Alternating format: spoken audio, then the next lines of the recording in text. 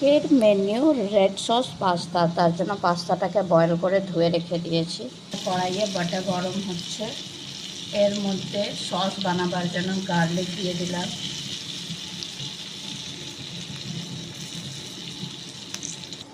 রাফলি dice করা tomato, পেঁয়াজ আমি ওই গার্লিকের মধ্যে দেব। আর প্রোটিনিয়াস বানাবার জন্য সয়াবিনও দেব পাস্তার মধ্যে।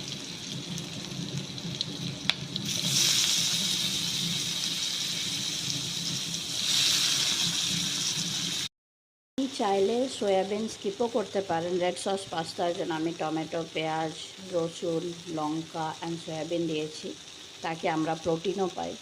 তার জন্য এবার এটাকে ঠান্ডা হতে দিয়ে পেস্ট বানিয়ে নেব রেড সসের জন্য। এবার আমি জারে ট্রান্সফার করে নিয়েছি, এবার এটাকে পেস্ট করে নেব। এই যে দেখুন রেড সস পাস্তার হেলদি পেস্ট। একটা কড়াইয়ে গ্রিন বেল পেপার দিয়ে দিলাম, বাটারে ফ্রাই হবে অ্যান্ড মশলাটা অ্যাড করব।